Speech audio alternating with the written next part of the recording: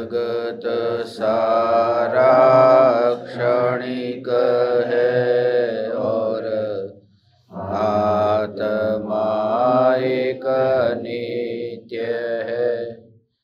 आत्मा का अनुभव बस एकमात्र नित्य है।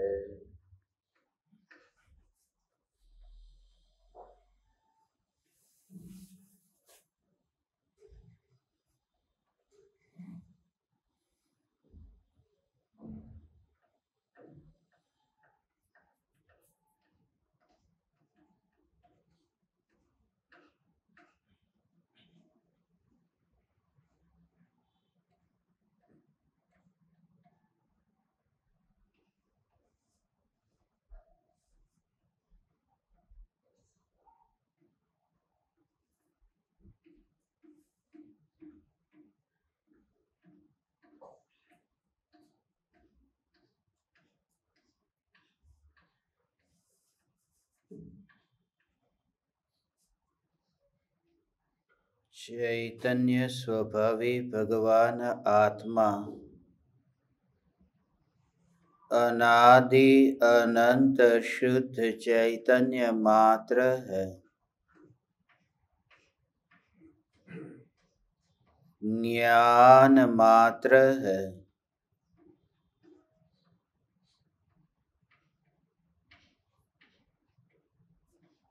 मैं शुद्ध चैतन्य मात्र, ज्ञान मात्र भगवान आत्मा हूँ। प्रति समय यह जागृति बनी रहे। इस जागृति का नाम धर्म है। देह की प्रत्येक क्रिया के काल में और विकल्पों के बहते प्रवाह के काल में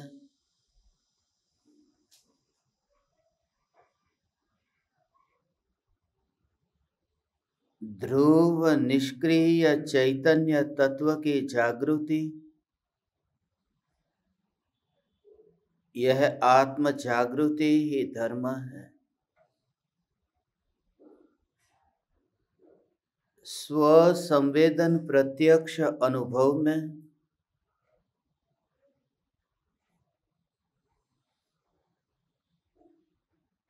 विकल्प की मृत्यु हो जाती है। पांचों इंद्रिया और मन होने पर भी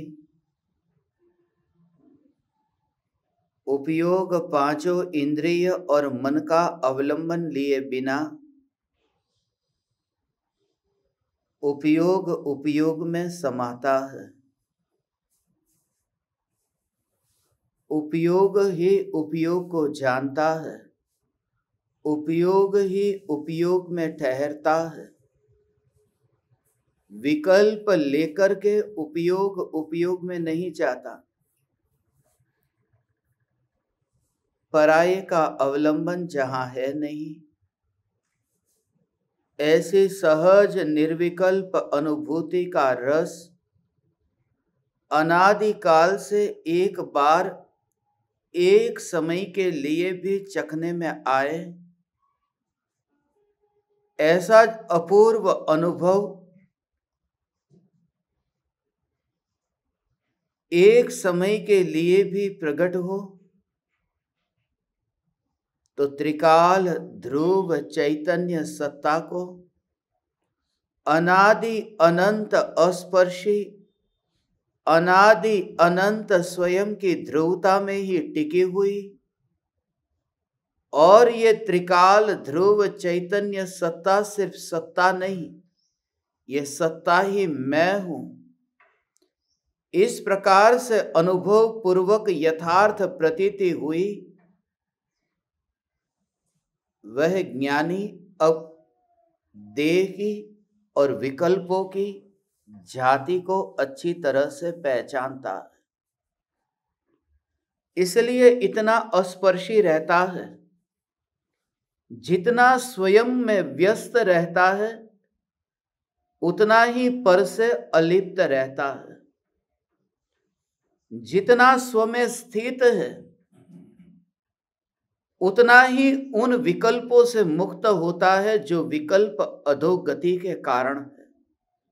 यही कारण है कि भावलिंगी मुनिराज जब हर अंतर मुहूर्त में चैतन्य परमात्मा में उपयोग ढलने लगा, जब हर अंतर मुहूर्त में त्रिकाली ध्रुव न्यायक देव में ध्यान ढलने लगा,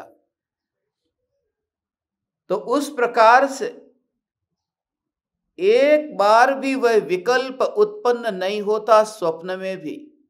जो 5 पापों की वृत्तियां है, जो 5 पाप रूप परिणति है, वह विकल्प में उठते ही नहीं। इसलिए तो मुनिराज को अशुभ भाव नहीं होते। कभी ये विचार किया है कि मुनिराज वे तो अभी संसार में हैं, अभी उनका मोक्ष नहीं हुआ, वे रहते हैं पशुओं के बीच में, जहां इतने पाप होते हैं, हिंसा भी कितनी होती है। हम यदि कसाई के पास से गुजरे तो एक बकरे को कटता हुआ आंखों से नहीं देख पाते, मगर जहां हिंसा ही हिंसा, कहां शेर हिरण को वात्सल्य करने जाएगा, कहां वाघ बकरी को वात्सल्य करने जाए, और वहां जहां जंगल में इतनी हिंसा होती हो और वह आंखों के सामने दिखने पर भी जो आंखों को बंद नहीं करते, जो अपने मुंह को घुमा नहीं लेते और उनके प्रति द्वेष भाव उत्पन्न न हो, वह कब हो सकता है? वह जो वितराग परिणति अंतर में ऐसी प्रकट हुई है, जो हर अंतर मुहूर्त में न्यायक में उपयोग ढलता हो, तो वह उतना दूर जा ही नहीं सकता। स्वरूप में स्वरूप में स्वरूप में स्वरूप में स्वरूप में हर अंतर मुहूर्त में वो उस प्रकार का भाव वहां होता ही नहीं। यदि आपको कहे कि 48 मिनट के भीतर आपको अपने घर में आ जाना है, तो ज्यादा से ज्यादा अपने घर से बाहर जाएंगे तो बाजार में जाएंगे, गांव में जाएंगे, मगर कोई भारत को छोड़कर के 48 मिनट में परदेश तो नहीं चला जाएगा, और वापिस भी आना है 48 मिनट में। जब हर अंतर मुहूर्त में 48 मिनट के भीतर चैतन्य परमात्मा में उपयोग लीन होना है, ऐसे भावलिंगी संत को उन पाप और उन पाप की वृत्तियों के वह भाव ही उत्पन्न नहीं होते कि उतने दूर जाए। असली रहस्य यह समझना है कि वो जो दशा प्रकट होती है भावलिंगी संत की, अंतर में न्यायक में जो उपयोग ढलता है, पर से भेद ज्ञान की चर्चा कल की थी। पर से स्वद्रव्य और पर द्रव्य के बीच भेद ज्ञान करते हुए पर से उपयोग हटकर के स्व में स्थित हो, सिर्फ भेद ज्ञान में न अटके और अंतर में उपयोग लीन हो। जिनका ऐसा निर्विकल्प ध्यान, निर्विकल्प ध्यान, निर्विकल्प ध्यान, निर्विकल्प ध्यान, वो उस प्रकार से कहते हैं कि 8 घंटे के लिए 24 घंटे में से 8 घंटे के लिए मुनिराज का ध्यान आत्मा में लीन होता है 24 घंटे में से। आज सुबह का सत्संग हुआ ना, घड़ी का कांटा अटक गया था, आपने देखा होगा। वो 8:24 पर ही घड़ी अटक गई थी, बंद हो गई थी। पता नहीं वो कैसे उस समय 8:24 पर कंप्यूटर में घड़ी बंद हो गई। YouTube पर आपको वो घड़ी दिखाई देगी, 8:24 पर अटक गई। वह जो उस समय मैं तो कमरे में आया तब पता चला, मगर संजोग की बात है आज का सत्संग भी उस पर ही था। उसकी याद दिलाने के लिए घड़ी 8:24 पर बंद हो गई थी। मुनिराज 24 घंटे में 8 घंटे आत्मा के ध्यान में लीन रहते हैं। जो हर 48 मिनट में आत्मा के ध्यान में लीन होते हैं, वो आत्मा से बाहर जाएंगे जो 16 घंटे, वो भी उतने दूर नहीं जाएंगे, और उस समय भी वह विचार चिंतन उसी का चलता रहता है। जब तुम 8 घंटे एक जगह पर रहते हो और बाहर जाओगे तो तुरंत ही ऐसा नहीं होगा कि अचानक अपने घर के अंदर आ गए। तो विचार तो चलता है, घर आने से पहले घर के विचार चलते हैं। और मुनिराज को पर में जाने में कोई रुचि नहीं है, वे तो उदय के परिणामों को मात्र जानते हैं, और जानते भी क्या है, वे उदय के परिणाम उदय में चलते रहते हैं और वह ज्ञान की पर्याय में झलक जाते हैं, और उन पर्यायों से ही जिसका नाता नहीं है, ऐसी ध्रुव में ही श्रद्धा का एकत्व होता है। प्रयोग अंतर में चैतन्य चैतन्य चैतन्य। उदयगत परिणाम जो उत्पन्न होते हैं, उन परिणामों में मैं त्रिकाली ध्रुव का कर्तृत्व नहीं, वो उदयगत परिणाम है।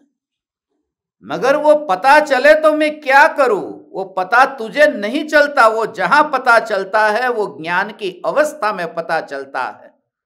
यदि तेरा ध्रुव का जोर ऐसा होगा कि मैं ध्रुव चैतन्य हूं, तो झलकने दे उसे, उसकी चिंता क्यों करता है।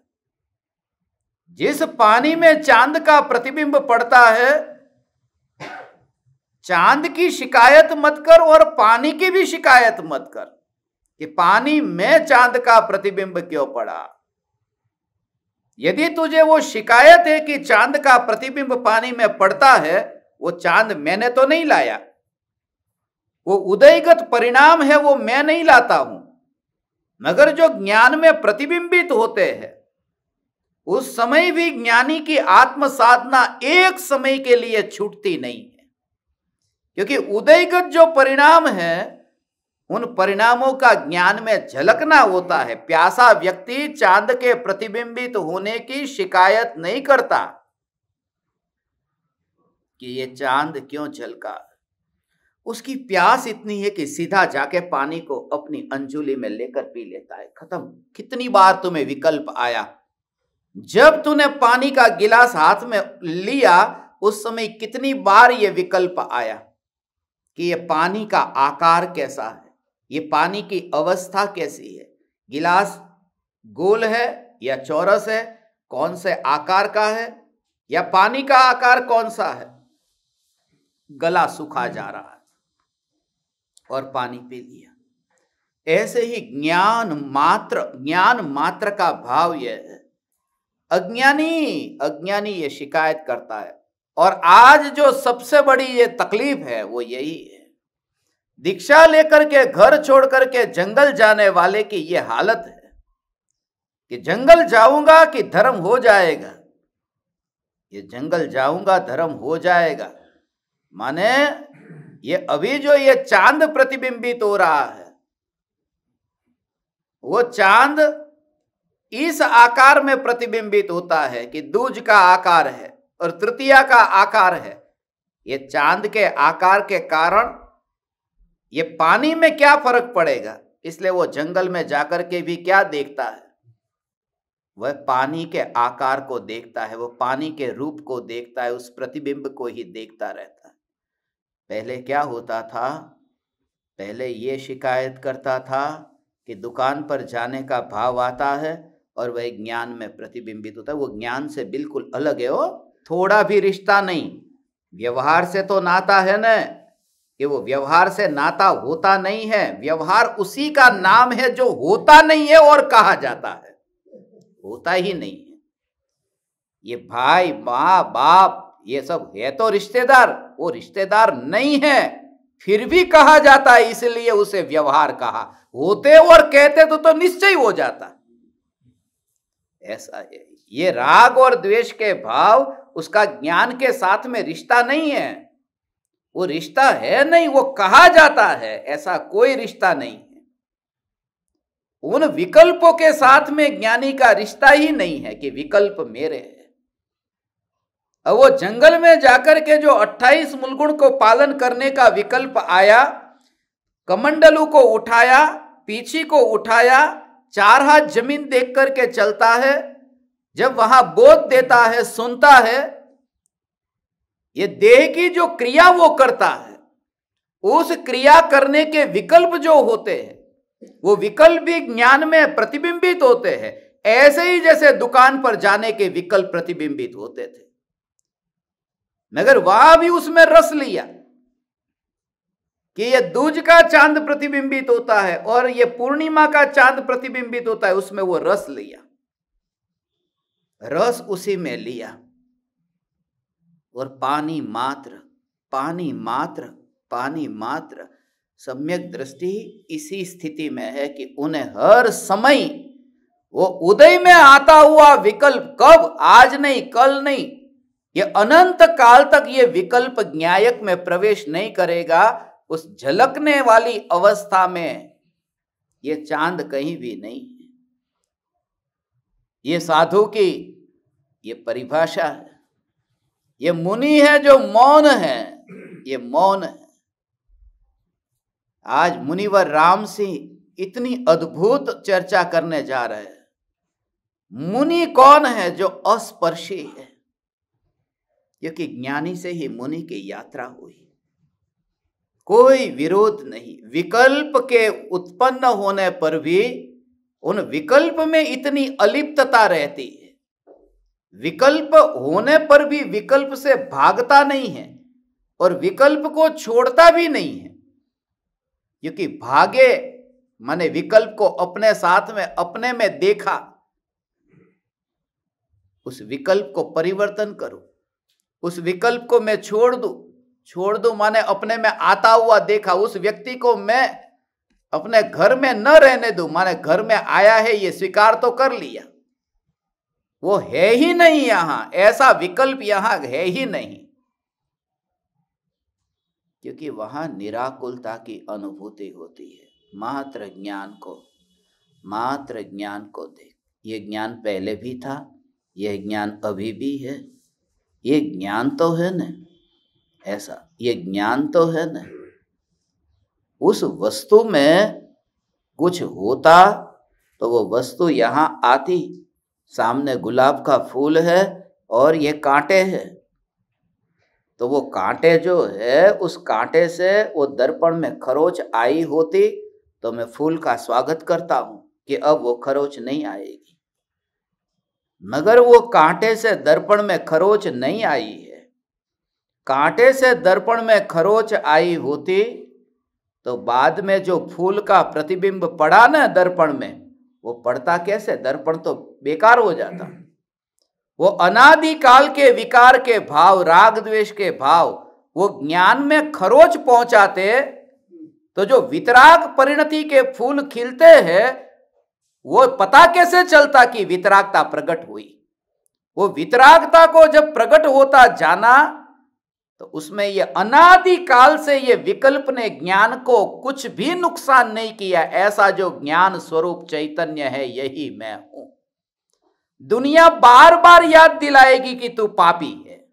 दुनिया यही कहेगी, तू तो घर में रहता है, तू तो पाप करता है, दुकान पर जाता है, रुपये गिनता है, पत्नी के साथ रहता है, परिवार के साथ रहता है, तू तो पापी है।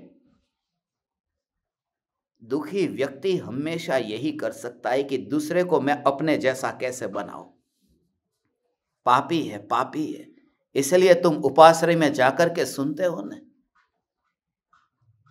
कौन सा प्रवचन तुमने एक बार किसी महाराज साहब का सुना हो तो लाओ कि तू पापी है ही नहीं और तू परमात्मा है। यदि इतनी दृढ़ता आ जाए तो खुद के महाव्रत की महिमा क्या रहेगी? फिर वो खुद फिर ऊंचे ही कैसे रहेंगे? इसलिए तू तो पापी है, तू तो पापी है। वो बार बार याद दिलाते हैं जिस बात को भूलना है कि तू पापी नहीं है, जिस बात को दिमाग में से निकालना था कि तू पापी है ही नहीं। कोई पानी को यह कहे कि तू चांद वाला क्यों है, पानी कहे कि चांद वाला, मैंने कोई चांद खरीदा ही नहीं है। ये ज्ञान है, वो ज्ञान विकल्प को कहां खरीदता है अपने में? तो ज्ञान मात्र है, उन विकल्पों से हम बात नहीं करते। उन विकल्पों को उनके साथ में बात नहीं करते, साथ में बहुत से लोग आते हैं। हो वो तो विकल्प आया, विकल्प आया और मैं उन विकल्पों को ऐसे दूर देखता हूं। हो विकल्प विकल्प विकल्प विकल्प, वो विकल्प तेरा विकल्प, हो तू विकल्प वाला है। ऐसा तू पापी है, ये पापी है, पापी है, पापी है, ये याद दिलाना ये क्या बताता है मालूम है? ज्ञानी ये नहीं करते कि तू पापी है, पापी, क्योंकि जब कोई व्यक्ति ये करता है कि तू पापी है, वो कौन कर रहा है? वो कौन कर रहा है कि अरे तुम पापी, दुकान पर जाकर के इतना पाप करते हो। माने उनके अंदर वो दृष्टि इतनी पाप वाली भरी हुई है, उस वजह से ही दूसरे को पापी कहते हैं। गुरुदेव कहते हैं वो दृष्टि हमारे पास में नहीं रही है, पाप को देखने वाली दृष्टि नहीं रही। हम तुझे परमात्मा कहकर के तुझे परमात्मा नहीं बना रहे, हम अपने को सिद्ध करते हैं कि हम आत्मज्ञान को पाए। ये हमारे अंदर वो दृष्टि नहीं रही। मुझे वो दिखाई नहीं देता है कि कोई यहां पर पापी है। जगत में कोई पापी होता है? तो जीव के पास में पुद्गल रहता है, ये जीव है और ये पुद्गल रहता है, मगर जीव पुद्गल कहां है? ऐसे ही जीव के पड़ोस में पाप और पुण्य रहते हैं, जीव के अंदर कहां रहते हैं? वह जीव, वह चैतन्य, यही मैं हूं।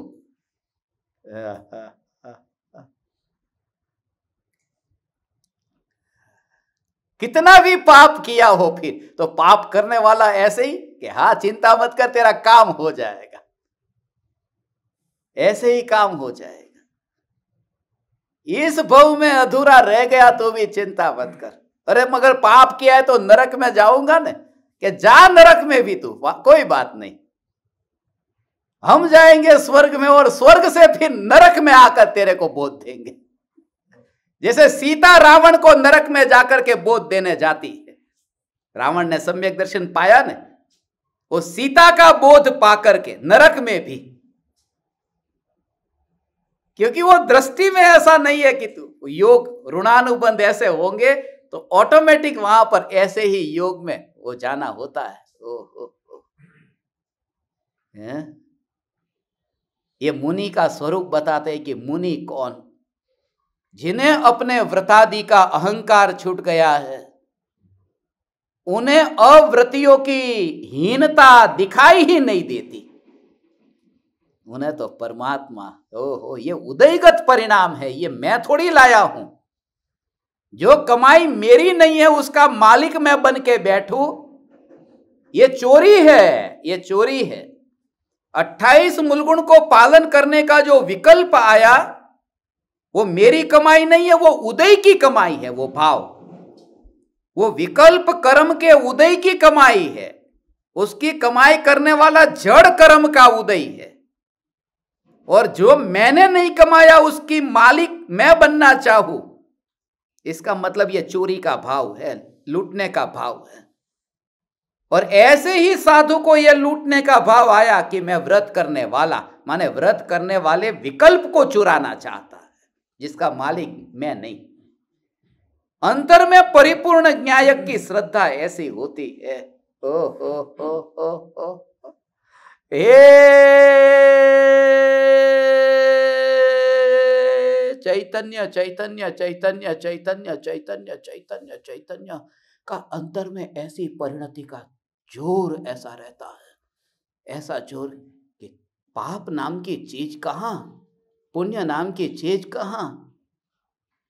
ज्ञान प्रदेश है, जहां जानना भरपूर है वहां पाप पुण्य ऐसा हो, जहां जानना जानना जानना जानना जानना ही भरपूर है, वहां पाप और पुण्य आया कहां से? कोई जाति ही नहीं मिलती पाप पुण्य की, विकल्पों की जाति न्यायक को न्यायक में दिखाई नहीं देती है। कोई मुलाकात नहीं, कोई रिश्ता नहीं है। वो रहते होने पर भी विकल्पों के साथ में वो सिर्फ कहने मात्र की बात है कि ज्ञानी अलिप्त है। ओ अलिप्त है, अलिप्त है, अलिप्त है। ओह, बिल्कुल ऐसे ही विकल्प उत्पन्न होते हैं, कोई रुचि नहीं है। ओहो, ऐसा ही होता है। कोई व्यक्ति एक बात यदि मुझे कह दे ना तो थोड़ा सीधा ही अंदर लग जाता है। ये मेरी कमजोरी है। इस वजह से ही बहुत से लोगों का शत्रु बन गया हूं।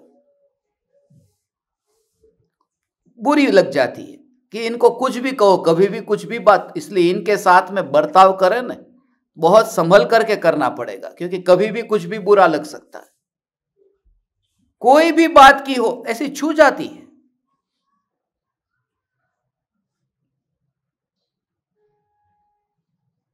ऐसा है, ये छू जाती, अच्छी बात है। ये अच्छी बात है। बात सुनते ही छू जाती है ना। यदि ये बात छू जाती है तो कभी महाव्रत की मुनि धर्म की कोई ऐसी पुकार दिव्य ध्वनि में सुनेंगे, तात्कालिक छू जाएगी और दीक्षा ले लेंगे। अच्छा है ना, कोई कुछ कहे तो उसको छू जाता है, माने वो पत्थर दिल नहीं है, उसके अंदर कुछ होता तो है। इसलिए मैं अपने को कभी बदलना नहीं चाहूंगा, जैसा हूं ऐसा ठीक हूं। इसी मार्ग से आज तुम्हारी गाली यदि छू जाती है तो तीर्थंकर के वचन भी छू जाएंगे। पत्थरों को कुछ नहीं होता। ऐसी ये ध्रुव चैतन्य परमात्मा तत्व की अस्थि की मस्ती, वो जल में रह करके ऐसा रहता है। ओ ओ ओ ओ ओ ओ लाओ से हुआ ने चाइना में, उसका शिष्य था च्वांग से, और च्वांग से ये कहता था, वो संत माने क्या, ज्ञानी माने क्या, पानी है ओ ओ ओ ओ ओ और पानी है, और पानी को कोई छूता नहीं, पानी उसे छुए नहीं, और दोनों के बीच में जो ये फासला है, पानी नीचे है और वो व्यक्ति ऊपर है, जो बीच में जो फासला है उस फासले का नाम ज्ञानी है। बस ये देह है, आत्मा भी है, मगर वो बीच में जो एक फासला दिखाई देता है ज्ञानी को, वो एक फासला बन चुका है। वो निर्विकल्प अनुभूति होते ही वो देह में नहीं रहता। उनकी वृत्तियों को, उनकी प्रवृत्तियों को देख करके निर्णय मत लेना। वो बीच का जो फासला है बस वही ज्ञानी दशा है। ते कहिए ज्ञानी दशा, बस वह फासला ज्ञानी दशा है। जो पानी पर चलता है मगर पानी उनको छूता नहीं है, और उसका मूल कारण है कि कोई व्यक्ति जमीन पर चलता हो और जमीन पर उसके पदचिन्ह न पड़े तो वह ज्ञानी है। जमीन पर चलता है और निशानी न पड़े, वो कैसे हो सकता है? हो सकता है क्योंकि जमीन पर निशानी तब पड़ती है जब कोई चिपक जाता है। जरा विचार करो, आप एक रोड पर यात्रा करते हो, रास्ते पर यात्रा करते हो, और वो यात्रा करते समय आपको जल्दी जल्दी जाना है, तो 5 मिनट में जिस रास्ते से आप चले हैं और उसके बदले में यदि आपको 2 मिनट में पहुंचना हो, तो वो जमीन के ऊपर आपके पैरों के निशान उतने गहरे नहीं होंगे जब 2 मिनट में पहुंचेंगे, क्योंकि जितना स्लो धीरे धीरे कोई जाता है उतने निशान ज्यादा बनते हैं। यही कारण है कि विमान की गति इतनी तेज होती है कि जमीन पर कोई निशान नहीं होता। और अब जो दुबई में जो गाड़ी आ रही है, वो गाड़ी की स्पीड भी ऐसी ही है। जब तक उस मर्यादित स्पीड में है, रनवे पर विमान है, तब तक ठीक है, मगर उससे ज्यादा यदि गति होगी तो जमीन पर रह ही नहीं सकता विमान, वो आकाश में ही उड़ना होगा। यह क्या सिद्धांत बताता है? बहुत सूक्ष्म भाव है इसका समझना। देह से अलिप्तता का भाव क्या है कि जब जमीन पर जो टिका हुआ है तो वहां निशान रहते हैं, और ज्ञानी देह की मिट्टी पर टिकता नहीं है, इसलिए ज्ञानी की कोई निशानी देह में नहीं पाई जाती। मुर्दा इधर ही पड़ा रहता है और ज्ञानी आगे चला जाता है, और उस मुर्दे में ढूंढो कि ज्ञानी कहां है तो कोई नहीं मिलते। ओ हो हो हो हो हो हो, कोई विरोध नहीं करता। कमलिनी का पत्ता जिसके ऊपर पानी की बूंद गिरी, और वह पानी की बूंद गिरते ही वो कमलिनी का पत्ता, वो ये विरोध नहीं करता पानी क्यों आया यहां मेरे पास में।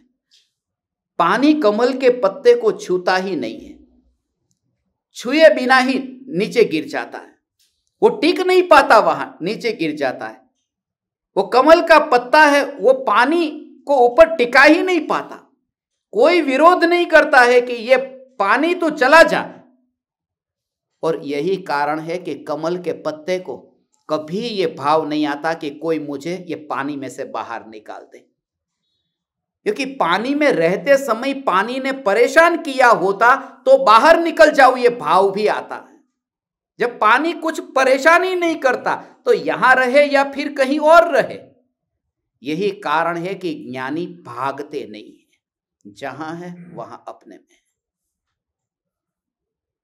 यही कारण है मिथ्यात्व के साथ में जैसे भागने का भाव आता है, घर छोड़कर भाग जाओ, ऐसे भाव ज्ञानी को नहीं आते।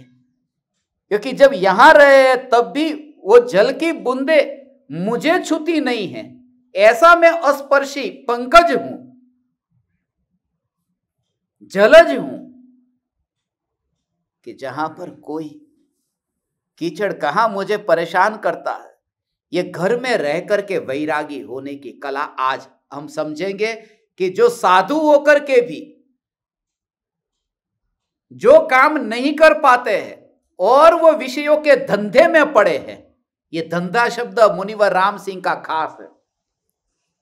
देखो दोहा पढ़ता हूं और उसके बाद में इतनी गहरी बात समझनी है कि हम घर में रह करके मुनि उस दशा को यहां पर कैसे प्रकट करते। जब भरत चक्रवर्ती को वैराग्य आया तो जंगल में जाकर के वैराग्य नहीं आया था, वैराग्य तो घर में ही आ गया था। पेड़ जब ऐसा वितराग वितराग वितराग परिणति तो पक जाती है यहीं पर ही। पेड़ पका वो जमीन पर गिर करके नहीं पकता है, वो पेड़ के साथ रह करके ही पकना शुरू हुआ था। और पूर्णता जब पकने की हो गई वो भी पेड़ के साथ में रह करके हुई। वो पेड़ से दूर होकर के भागे कैसे। ऐसे ही अंतर में यह जागृति की किसी भी संयोग से भागना नहीं है। यहां पर ही वैराग्य ऐसा होता है। न्याय न्याय न्याय न्याय न्याय न्याय न्याय, ऐसा न्याय न्याय न्याय न्याय का जोर। हे चैतन्य परमात्मा, ऐसी ध्रुवता न्याय की, भागने की बात नहीं है।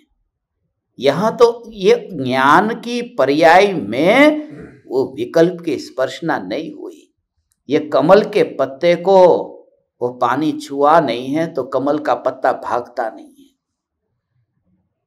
ऐसी स्थिति है। वो समय अस्पर्शी दशा, घर में रह करके भी वैरागी। ओ ये साधु तो कहाँ, ये साधु हैं।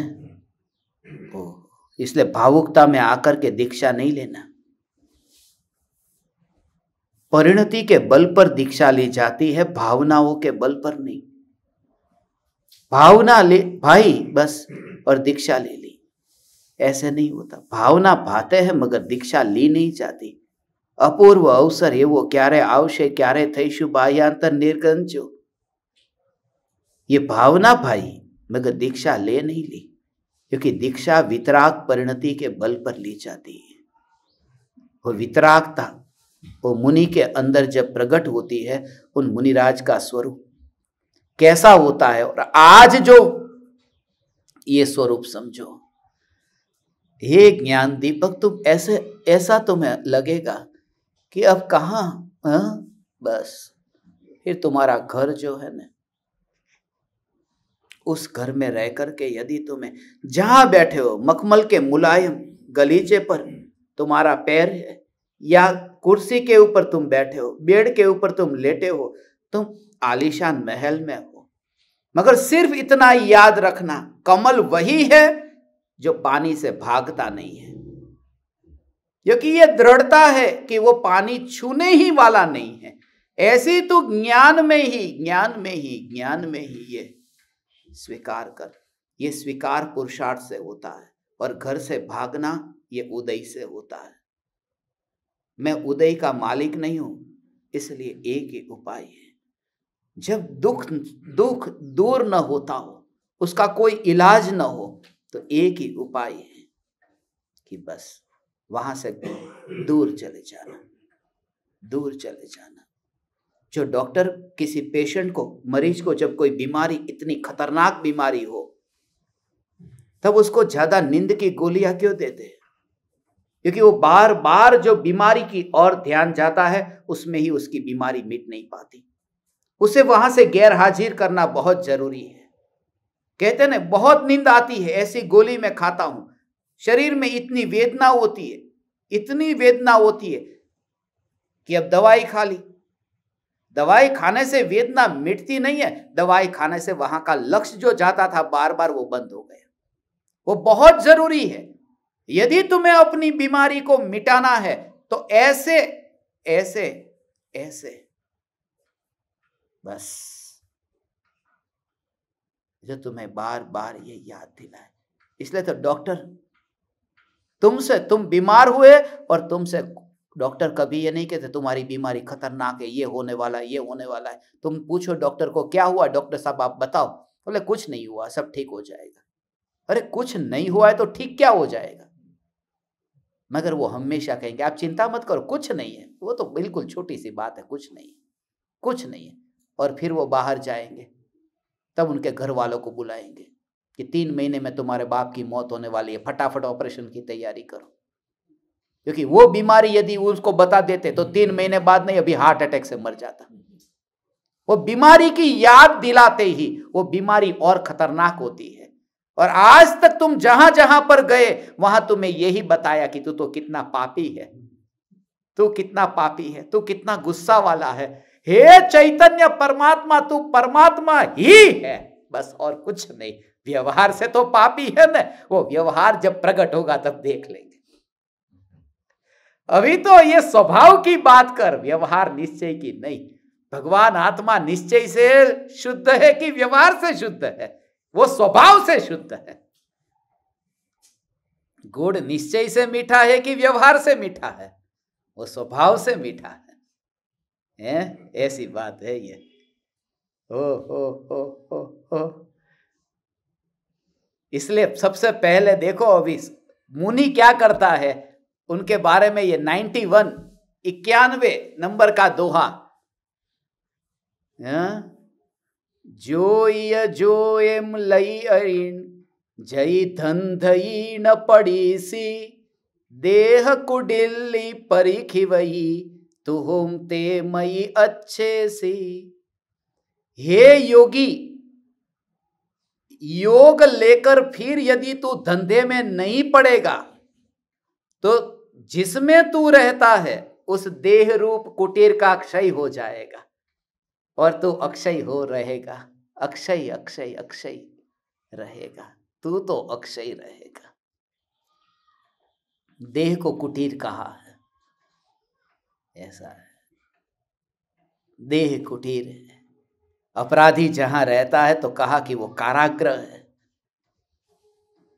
सेठ रहता है तो उसको कहते उसका बंगला है। राजा जहां रहता है उसको कहते उसका महल है।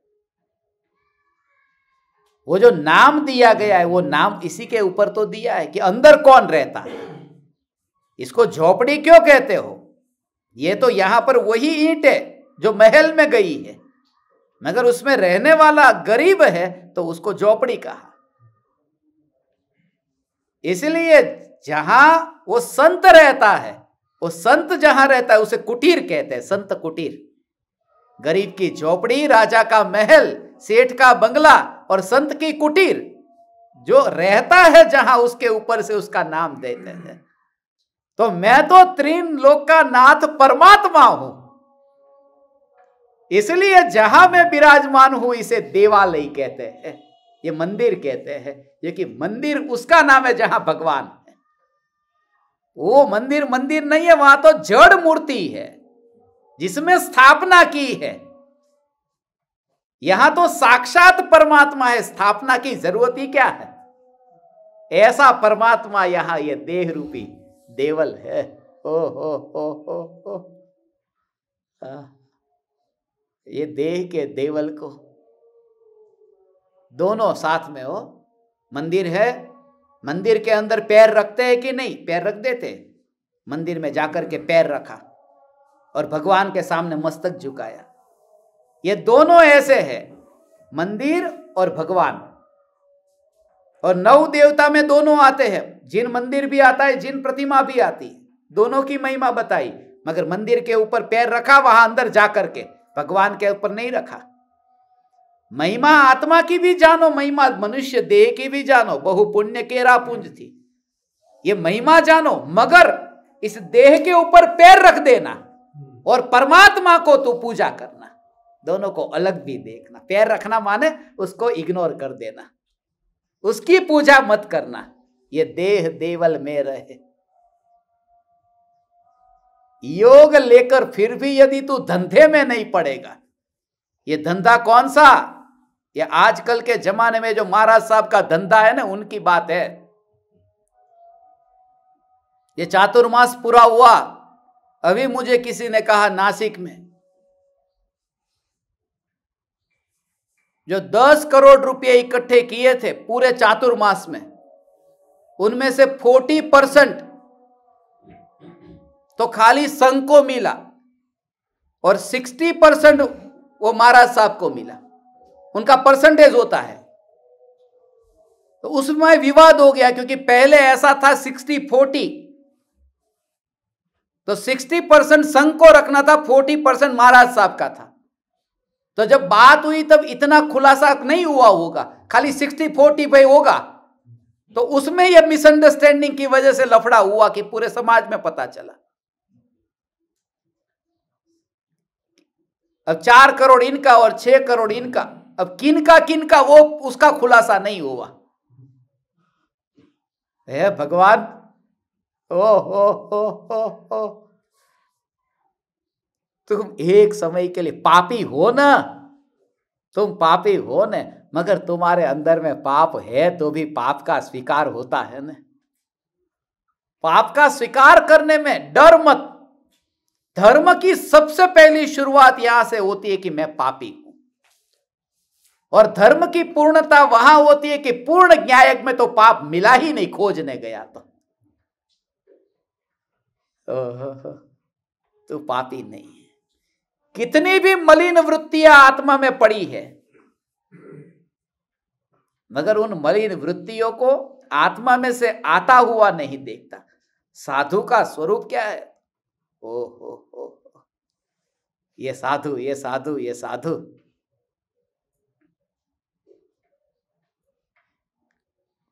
कोई भी व्यक्ति किसी की भी पूजा कर सकता है।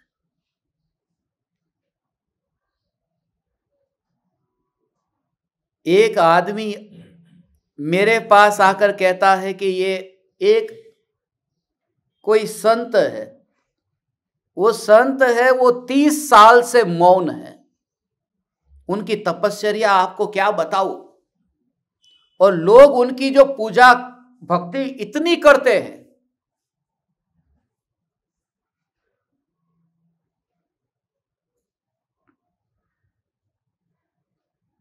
मैंने उसको कहा ठीक है, 30 साल से वो बोले नहीं। 30 साल से नहीं बोलने का अंतर के स्व संवेदन प्रत्यक्ष अनुभव से क्या लेना देना है? उसका धर्म के साथ में क्या लेना देना है? 30 साल से नहीं बोला है तो लोग इतना मानते हैं। मैंने उस आदमी को कहा तू चिंता मत कर, चल मेरे साथ में। एक जगह प्रवचन था, मैं वहां पर 3 दिन रुकने वाला था। उस आदमी को साथ में लेके गया। पहले दिन मुंबई के बड़े बड़े करोड़पति वहां पर आए। जो भी आए, मैंने उस आदमी को कह दिया था एक कंडीशन है, अपन रहेंगे साथ में, रात के टाइम पे साथ में रहेंगे, तब तू बोलना, दिन के टाइम पे बोलना नहीं, तू मौन रहना। सिर्फ 3 दिन का मौन है, तू खाली देखता जा क्या होता। 3 दिन के लिए सिर्फ तू जब दिन में मौन है, सबके सामने नहीं, अंधेरा हो जाएगा, कमरे में आएंगे तब तू बोलना। सुबह ही निकले पहले दिन, सब लोग आए हैं प्रवचन सुनने के लिए, और ज्यादातर महाराज साहब को मानने वाले लोग थे। मैंने उन सबको कहा कि मेरे पास में जो महानुभाव है, बड़े तपस्वी है, 30 साल से बोले नहीं है। अब ये सुनते ही चौंक गए। मैंने इशारा किया, खबरदार जो बोला तू। क्योंकि रात को कमरे में जाने से पहले बोलने का नहीं है, अपन ने पहले ही फिक्स कर दिया है। तो जैसे ही ये बोला, तो सबसे पहले जो कार्यक्रम के आयोजक थे, बड़े करोड़पति, उन्होंने तो सीधे उनके पैर पकड़े, और ये मेरे को ऐसी तिरछी नजर से देखते ऐसे।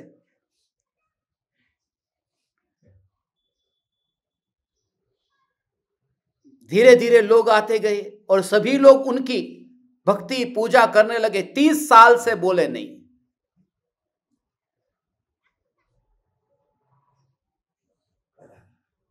रात को वो आया, जब हम कमरे में गए, उसने कहा आपने ये क्या कर दिया? मैं तो यहां पर मुंबई आया था, शॉपिंग करने के लिए आया था, और आपने मेरे को फंसा दिया। बोला खबरदार, 3 दिन से पहले जा नहीं सकता। दूसरे दिन फिर उसको लेके गया कि तू चिंता मत कर, कुछ नहीं होगा। अब जिस मार्केट में वो शॉपिंग करने गया था, होलसेल, तो उसके भी दुकान चलानी थी। वो लोग भी आए और उनको भी मैंने कहा ये 30 साल से बोले नहीं है। उन्होंने भी उनकी पूजा चालू की। उसमें एक आदमी ऐसा था जिसने देखा कि ये तो कोई बाजार में दिखा हुआ आदमी लगता है।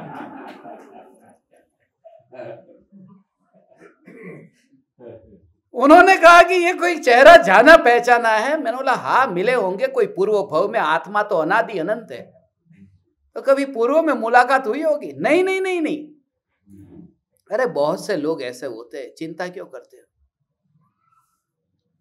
और तुम धर्म करने आए हो यहां या अधर्म करने के लिए? शरीर को देखते हो, उनकी तपस्या को देखो, उनके शरीर को क्यों देखते हो? तीसरे दिन पूरे समाज के सब लोगों ने मिलकर के एक कार्यक्रम रखा, जिसमें एक मौन साधना का दूसरे को इंस्पिरेशन, प्रेरणा मिले कि जो 30 साल से ये संत मौन बैठे हैं,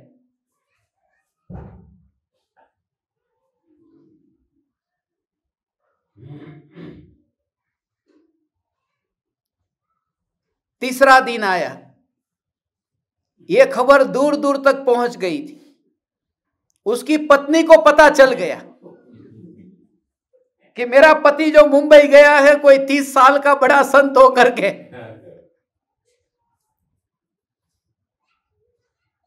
और जैसे ही इसको पता चल गया, हमें पता चला कि उसकी पत्नी बैठ गई है अहमदाबाद से मुंबई आने के लिए।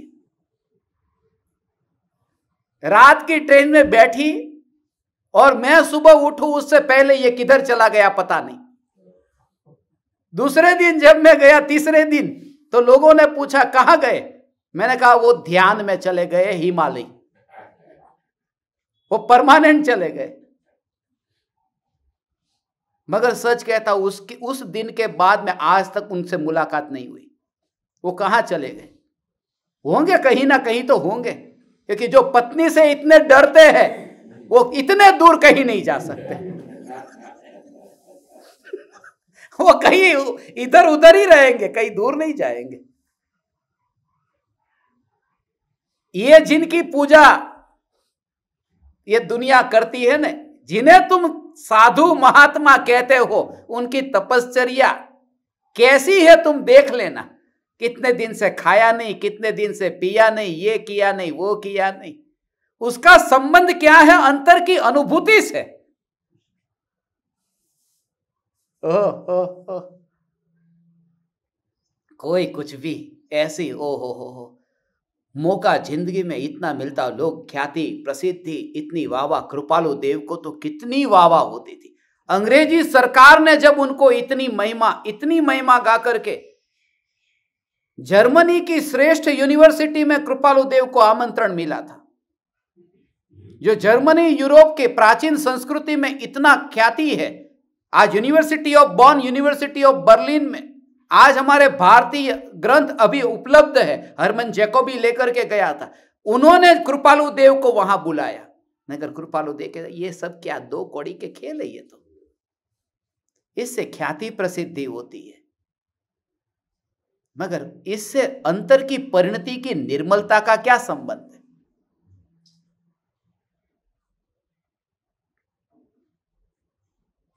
तुम कितनी भी भाषा जानते हो, कितने भी शास्त्रों को जानते हो, मगर उसका संबंध क्या है अंतर की परिणति से? अभी जाना, अभी अनजाना, अभी बोला कौन सा शब्द, क्या अंदर की बात है ना, वो अलग ही है।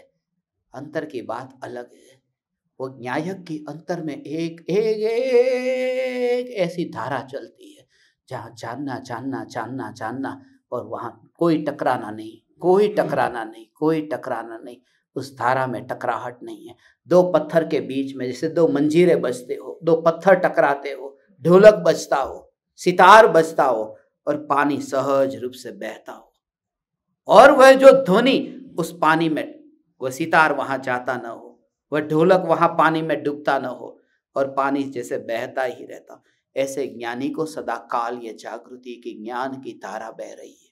बोलना अलग हो रहा है, विचार अलग हो रहे हैं, अंतर की धारा अलग है, अंतर की धारा अलग है, वह धारा अलग है, उसे ही ज्ञान धारा कहते हैं। ये ज्ञानी की पहचान है, ज्ञान धारा ज्ञानी की पहचान है, ये ज्ञान धारा ज्ञानी की पहचान।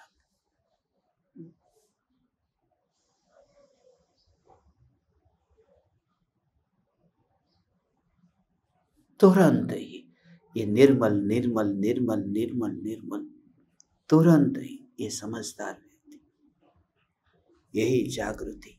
पानी पीते समय पानी साफ देखा, तुमने पिया। बाथरूम में स्नान करते समय वहां पर पानी गंदा कीचड़ वाला आया, तुम स्नान नहीं करते। समझ है ने, विवेक है ने, कि जो निर्मल जल है बस उसी का अनुभव हो, उसे ही पीऊं, उसे ही उपयोग करो, निर्मल। तो ज्ञानी जानते जितनी भी विकृति है उसको लेकर के ज्ञान को नहीं पीते, वो विकृति अलग है, और ज्ञान की धारा में वह विकृति है ही नहीं। ज्ञान की धारा में विकृति नहीं है, क्योंकि जानने की पर्याय का व्यय हुआ, और फिर जो उत्पाद होगा वह जानने का ही तो होगा। विकार का कैसे होगा? वो विकार का कैसे होगा? सोने की अंगूठी है, वो नष्ट हो गई, और उस अंगूठी के बाद में फिर मानो बन गई, चूड़ी बन गई। तो अंगूठी से चूड़ी बनी, तो ये जो प्रक्रिया चली अंगूठी से चूड़ी, उसमें लोहे की हथकड़ी कहां आएगी? क्योंकि जो सोना का जो परिणमन था वही अंगूठी से चूड़ी में हुआ, उसमें लोहा आएगा कैसे? वो उसी का ही तो परिणमन होगा। ऐसे ही जानने का व्यय हुआ, और फिर जानना, फिर जानने की एक समय की पर्याय का व्यय हुआ, फिर जानना। ऐसा अनादि अनंत जानना जानना जानना चलता ही रहता है। इसमें राग द्वेष की हथकड़ियां अंदर आती नहीं है, ये उसी में ही परिणमन होता है। अनंत काल तक ज्ञानी निश्चिंत होता है, ऐसा अनंत काल तक निश्चित होता है। कल क्या हो जाएगा, कल क्या हो जाएगा? ये सोना है, चूड़ी है, कल क्या हो जाएगा? कल किसी के गले का चेन हो जाएगा, कि गले का चेन हो जाएगा, कोई कान की बूटी हो जाएगा, कोई झूमर हो जाएगा, ये सब हो जाएगा ना। मगर इतना पक्का है कि वह लोहा नहीं हो जाएगा। वही जानने जानने जानने जानने रूप परिणमन पर ऐसी दृढ़ता। तो कल ज्ञान की पर्याय किसे जानेगी? कल ज्ञान की पर्याय का विषय कौन बनेगा? यदि ज्ञान की पर्याय का विषय टेबल बना तो ज्ञान का आकार टेबल जैसा होगा। ज्ञान की पर्याय का विषय कुर्सी बनी तो ज्ञान की पर्याय का आकार कुर्सी जैसा होगा। तो आकार ज्ञान की पर्याय का भविष्य में अनंत पर्याय में कौन सा होगा कि नया नया होगा, जैसा ज्ञेय है ऐसा होगा, मगर वो ज्ञान का ही परिणमन होगा, उसमें लोहा नहीं होगा, माने वो ज्ञेय उसमें नहीं होगा। इस दृढ़ता के बल पर ही किसी भी समय पर ज्ञानी को कोई भी ज्ञेय हो, उन ज्ञेयों को जानने पर भी ओ कल क्या हो जाएगा, कल क्या हो जाएगा, कल क्या हो जाएगा, कल क्या हो जाएगा, ये जानने रूप परिणमन में हो। सम्यक दृष्टि की अलिप्तता ऐसी है, वो भले रहते हैं यहाँ पर मगर वो यहाँ नहीं रहते भगवान। उनका ऐसे ही समय सार में तो यहाँ तक कहा, जैसे कोई स्त्री व्यभिचारिणी शब्द का उपयोग किया, व्यभिचारिणी स्त्री पति के साथ बैठी है मगर उसका चित्त किसी पराये पुरुष में है, उसका चित्त वहां नहीं है, वो वहां पर है। तो ऐसे ही बोले कि ज्ञानी रहते हैं यहाँ पर मगर चित्त उनका यहाँ पर नहीं है, देह में नहीं है, वो अंतर की बात अलग है। हो हर एक क्रिया में वही एक धाई माँ का दृष्टांत आता है कि वो जो धाई माता होती है तो वो दूध पिलाती है बच्चे को, प्रोफेशनल मदर, वो दूध पिलाती है तो उसमें उसको एक समय के लिए भाव नहीं है कि ये मेरा बेटा है, वो क्रिया होती है, वो दूध पिलाती है मगर ये मेरा बेटा है ऐसा अपनापन नहीं है। गोद में है, वो गोद में बेटे को खिलाती है मगर ये बेटा मेरा थोड़ी है। ओ ज्ञान ज्ञान ज्ञान ज्ञान, वो ज्ञान की सत्ता अलग है और ये विकल्प अलग है, ये अलग जानता है। ये विकल्प को ऐसा रखा है ज्ञानी ने, विकल्प को गोदी में क्यों रखा है, खाने का पीने का ये विकल्प उनको लगता है ऐसा, जिस दिन छूटता है वो एक समय में ऐसे नहीं छूटता, वो अंदर से तो अलग ही था, तुम्हें नहीं दिखाई देता था, वो तब दिखाई देगा जब मुनि होंगे। राजा कोई कौतूहलवश कोई कार्य करे, ऐसा होता है ना, तो उस वजह से वो राजा के पद से गिर नहीं जाते, कोई ऐसा अपन ही करते हैं। बाप अपने बेटे को खिलाता है ना, कहता है चल मैं घोड़ा बन जाता हूं, तो 4 पैर से वो घोड़ा बनता है, बेटे को वो अपनी पीठ पर कहता है। तो अब वो है कैसा, करोड़पति है, अरबोपति है, मगर अरबोपति बाप भी गधा हो जाता है कि नहीं? तो क्या वो मानता है कि अरे मैं गधा हो गया? उसका कोई नौकर उसको आकर के गधे इधर आ, तो कैसा लगेगा? क्योंकि उस समय भी उसकी दृढ़ता है, ये एक स्वांग है, ये एक अभिनय है, नाटक है, खेल है, ये सच्चाई नहीं है। ऐसे ही ज्ञानी को ये सब अभिनय दिखता है, सत्य नहीं है, सत्य नहीं है भगवान। ये सत्य नहीं है, अभिनय और सत्य में ये भेद।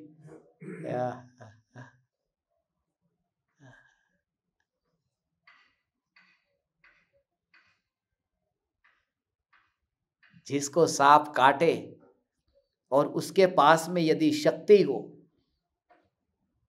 तो वो सांप का जहर उसे नहीं चढ़ता। ऐसे बहुत से विद्या वाले होते, सांप उसे काटे मगर सांप का जहर उनको मिल नहीं पाता, चढ़ता ही नहीं।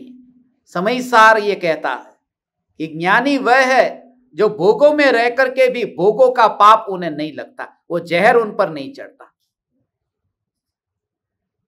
उनका स्वभाव अलग है। जैसे जीभ है, वो जीभ के ऊपर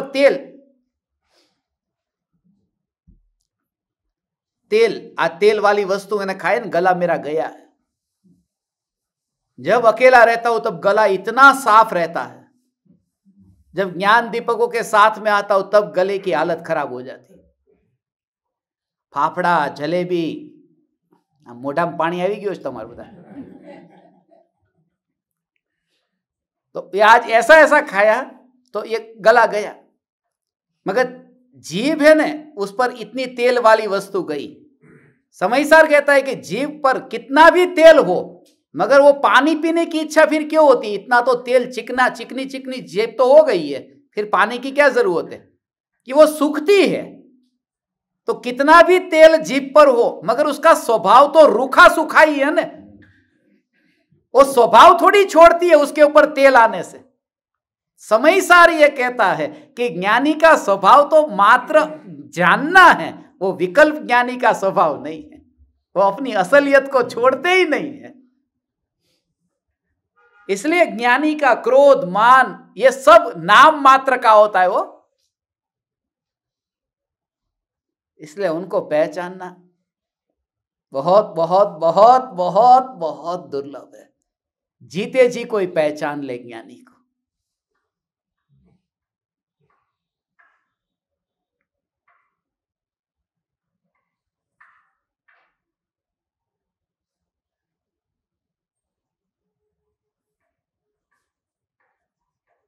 इसलिए तो पहले के जमाने में गुरु शिष्य की कसौटी करते थे, उसके बाद में तो शिष्य बनाते, भगवान तो बाद में बनाते, पहले शिष्य तो बने, उसकी कसौटी करते थे कि इसे मेरे पर क्या श्रद्धा है, मेरे पर कितनी दृढ़ता है।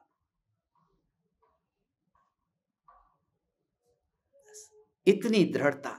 आज तक तुमने जिस डॉक्टर के पास में जाकर के ऑपरेशन कराया होगा, छोटा सा फोड़े का ऑपरेशन या फिर कैंसर का तो बहुत बड़ा हो गया, जितने पेशेंट ने आप में से एक आध सर्जरी तो की होगी ना, काटा काटी की होगी, जिनसे भी आपने ऑपरेशन कराया होगा, आप सच्चे हृदय से बोलना कि आप में से किसने उनके सर्टिफिकेट को एक बार देखा था। जब तुम इतने बीमार होते हो तो जाकर के सर्जरी करा लेते हो कि नहीं? और लोग मेरे पास में पूछने आते हैं कि आपका आत्मज्ञान हुआ, उसका सर्टिफिकेट किधर है?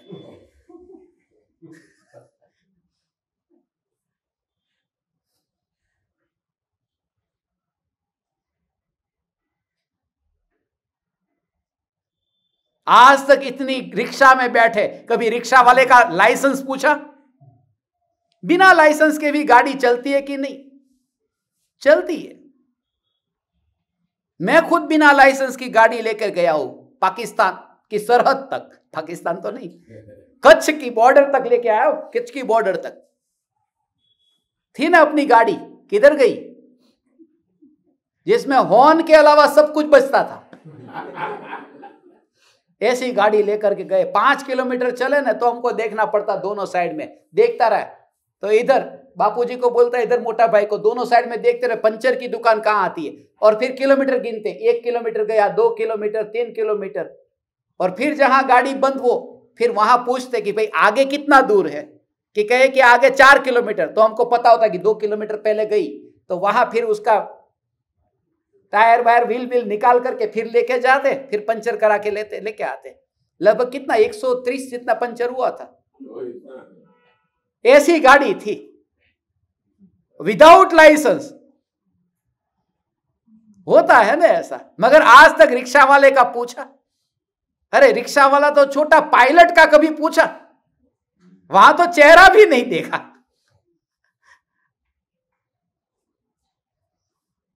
तू खाली अनुभव से निर्णय कर ले, अनुभव से निर्णय कर, कि स्वयं के अनुभव से कि मैं इतनी बार रिक्शा में बैठा हूं, तो उस अनुभव से दृढ़ता आती है कि मैं पहुंचा हूं। परम कृपालु देव की दशा देख करके वो वेवलेंथ, वो कनेक्शन मिलता है। ओ हो, हे परम कृपालु देव, आप दमन करने वाले नहीं थे, आप माया करने वाले नहीं थे। यही तो अहोभाव आता है कृपालु देव का, इतना अहोभाव, इतना अहोभाव कि गृहस्थ हूं। ओ दुनिया को उल्लू बनाना होता तो आसानी से बना सकता है ये पुरुषों, इतनी शक्ति है। मगर अंतिम घड़ी पर मनसुख भाई, ये मां का ध्यान रखना, अभी मां है ना, मैं बेटा हूं, तू भाई है, मैं गृहस्थ हूं, मुनि नहीं हूं, ऐसा स्वीकार, और कोई मुझे बुलाना मत, मैं अपने आत्मस्वरूप में लीन होता हूं। ये जो है, ये पूरी अंतर की प्रामाणिकता है। मगर पापी पूजे जाते हैं और प्रामाणिक तस्वीर में रह जाते हैं। आज की हालत यही है ना, पापी पूजे जा रहे और कृपालु देव तस्वीर में ही रहते। हे ज्ञान दीपक, समझना बहुत बहुत बहुत गहरा भाव है। ये अवसर तो मत गवाना। 2023 में मेरी मृत्यु है। 23 क्यों 24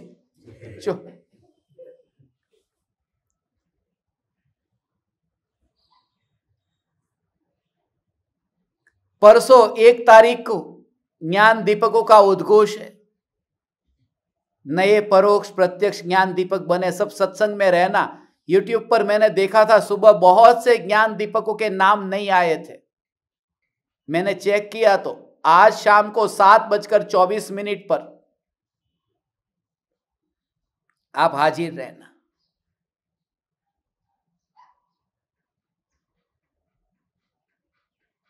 देखो अभी ऐसा हाल है, शिष्य का ऐसा हाल है।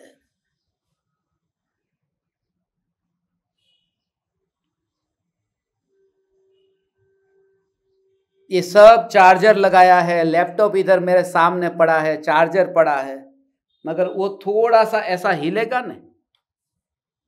हाँ अब लाइट हुई, खाली थोड़ा ढीला था, अब सब था मगर बैटरी उतर गई लैपटॉप की। चार्जर में चार्जिंग में भराया हुआ है वो पिन, मगर थोड़ा लूज है कनेक्शन, तो वो काम नहीं हुआ। ऐसे ही तुम्हारा कनेक्शन थोड़ा लूज है और शिकायत करते हो कि इतने टाइम से बैठे हैं, इतने साल से सुनते हैं, क्यों नहीं होता। वो कनेक्शन थोड़ा लूज है। और कहां से लूज है, बस उतना समझ, मेरी ओर से नहीं हो, तुम्हारी ओर से लूज है। मैं तो जितना कह सकता था गला फाड़ फाड़ के बोला हूं, मगर अब तुम्हारी ओर से जो कनेक्शन लूज है, एक बार तू श्रद्धा रख, एक बार तू मेरे पर श्रद्धा रख कि जो तुझे कहा है कि तू पापी नहीं है, तू परमात्मा ही है। आप समस्त परमात्माओं को मेरे हृदय के अंतःकरण से प्रणाम करता हूं। प्रणाम। चैतन्य चैतन्य चैतन्य।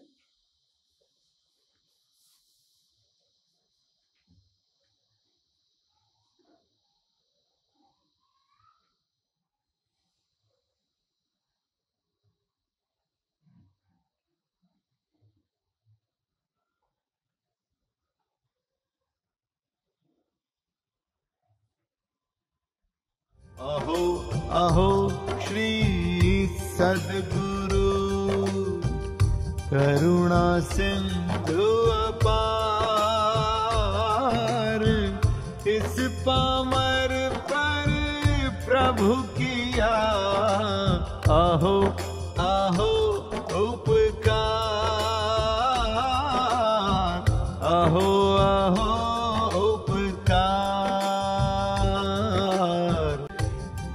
सहित जिनकी दशा वरते देहातीत, उन ज्ञानी के चरण में हो वंदन अगणित, हो वंदन अगणित, हो वंदन अगणित।